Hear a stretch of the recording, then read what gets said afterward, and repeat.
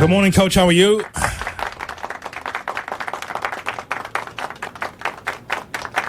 Good morning. Coach, after reviewing the film, what did you think of the team's performance? Yeah, so after watching the tape, I was very pleased with the effort the team played with yesterday, and also you could certainly feel the belief in the guys in the sideline at the end, and that showed in the game review today.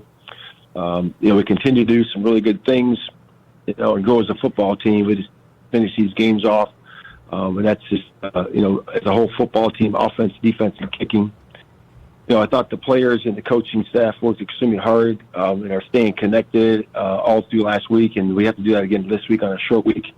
And then, it's important that we balance the rest in preparation as we go into this Thursday game, because, being rested and being ready to go mentally, physically, and everything, and being ready in terms of preparation, it's going to be really big in terms of the success we have. And then the last thing I would say is that I stand firm in the belief in all of us as we look forward to playing this game here coming up in this short week. And an injury update for you guys is really just Ryan Bates is the only thing we have right now. We came out healthy. This is a short week for us, so today we're working right now. The guys come in a little bit later. We'll have a walkthrough here on Monday of first and second down, and then Tuesday we'll work our first, second, third down, working into some 2-minute stuff at the end. And then Wednesday we'll work into our red zone day, and then we'll travel over there and then play the game at 12:30 on Thursday. Coach, could you take us through why the defense looks like it is having its share of struggles, and the coverages look like guys are running with unfettered access in the middle of the field? This is your area of expertise, and when you put the tape on, what are you seeing that, oh, my God, T.J. Hawkinson or this guy or that guy? What does the tape tell you? Yeah, I always that, some of those bigger type plays, we had guys in the area. We just got to do a good job of finishing at the top of the route and breaking up the ball, in terms of the one pass earlier in the game. And we just got to do a really good job of being on the details as coaches and players. What aspect of the defense concerned you most yesterday? 468 all-purpose yards. Kap and I talked about it. Like, the guys have to be, having gap discipline and just being the defense we saw earlier in the season. So what aspect concerns you most? Yeah, really the biggest thing for me is 11-1. So, all of us working together, and, one of 11 has to do their job, and we got to keep doing that and being on the details. And again, that's rush, it's coverage, it's gap discipline with our run fits, and again, that's what the details are. And again, that's coaching, putting the guys in position to be successful, and then it's the execution piece of it. Coach, Hoodie and I were talking about the blocked field goal for the second straight week, and then a couple of the Vikings players came out and said, we saw on tape there was an issue on the left side, but we assumed that would get cleaned up, and when it didn't, we went into the same exact area where the Packers were able to get the block, and then I believe you guys made an adjustment, moved Darnell Wright over to the left side. Is this a Cairo issue that he kicks the ball too low? Is this guy's not getting the job done up front? Is it a coaching thing? What is it? Well, it comes down to a couple of things. You got to be firmer in there, number one. You can't allow penetration. I think that's always a big part of it, and we did a really good job of that after that, and we got to continue to do a good job of that. And it's always about ball flight. You want to get the ball up as high as possible, and Cairo did a nice job of that at the end for sure. Well, Kap, you and I talked about this whole thing, that you don't want it to be a trend or a tendency where people can be able to use that as a bullseye or a scarlet letter, like, hey, he's going to kick the ball low, so just be ready. I just think that it's all encompassing, right? I think it's to me, it's blocking, but also the low kicking of Cairo. So, but you don't want that to be a trend, obviously, right? Is that right? something, Coach, that can get addressed from a Cairo perspective, where he tries to get more elevation, or at his stage of his career, this is what it is if we want any distance? Yeah, I would just say, like you said, I think it's all-encompassing, but I do believe, if you look at that field goal to tie the game, which I love how Cairo came back, ended up having that onside kick, which was a great kick, ended up hitting those guys, and then also the field goal to tie it at the end was really good operation. And that's the consistency we're looking for right there. And again, he did a really good job in those two instances. Matt Eberflus is the head coach for the Chicago Bears. He's with us here on the home of the Bears, ESPN 1000 on the Kap and J Morning Show. Coach, how can the communication be better from you and your staff on the sidelines? We're 11 games in, and it's something that you shouldn't have to address all the time. But again, in a big spot, you don't know if you're going for a field goal or if you're going back out there to go for it on fourth down. How could that be better? Yeah, we've been really good at that. Obviously our fourth downs have been really good. We've communicated well on those. And again, I told you guys yesterday I needed to be better in that moment, that particular instance. And I just got to do a better job communicating to the field goal team and the offense. And that's really what it is. Again, we've been great at that all year. And, we've converted a bunch of fourth downs at critical moments, and we'll continue to do that.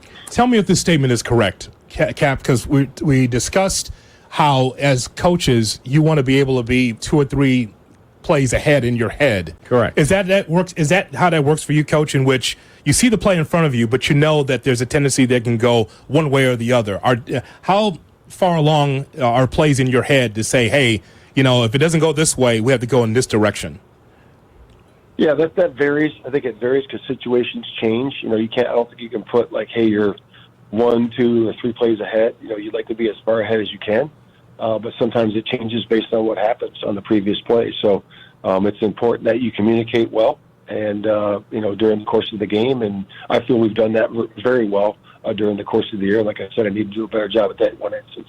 Coach, I got to ask you about the challenge, and then Mike Pereira comes on the TV screen. You're coaching. You can't see this. And he says, yeah, you can't use the boundary cam on a coach's challenge, but you can if it's a change of possession, turnover, or a scoring review, because not every stadium has a boundary cam.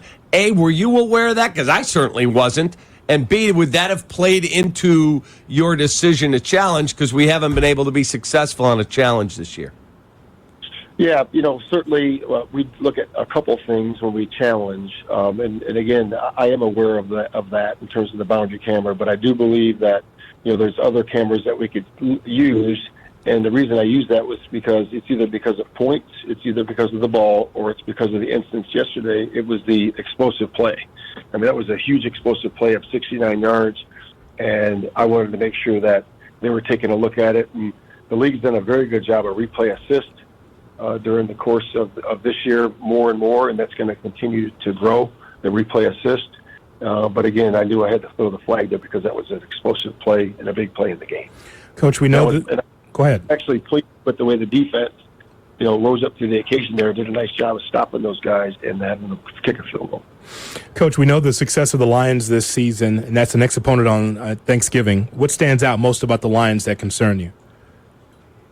Yeah, I would say the ability to run the ball and stop the run. They do a really good job with that, and it starts right there. They're really good at both those on defense. The defense for them, they haven't been scored upon in 12 quarters.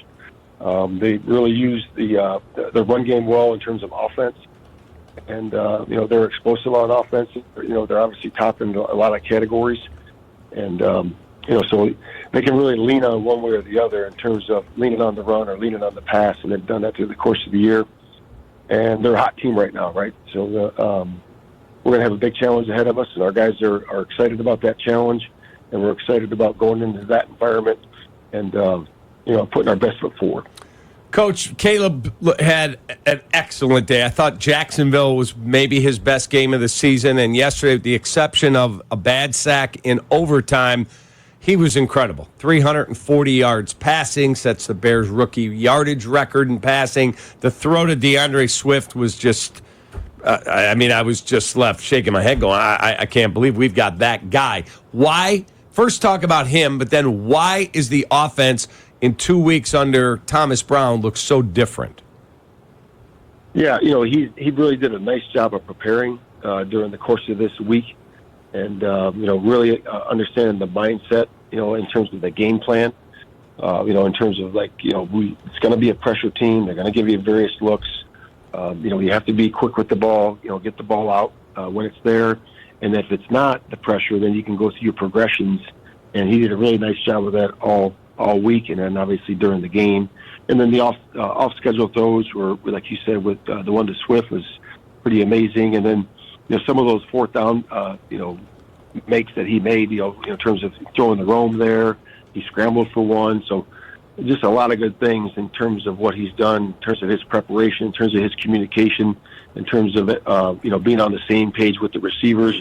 And I think that's a big part of his work he's putting in, in terms of just during the course of the week, and then setting ourselves up for success. And, the big part of that is the offensive staff. Coach, the offensive staff has done a really good job of that, of working together with Thomas, leading that charge. And the guys continue to do that. And again, we're going to need it this week too. Coach, with Thanksgiving coming on Thursday, what are you most thankful for?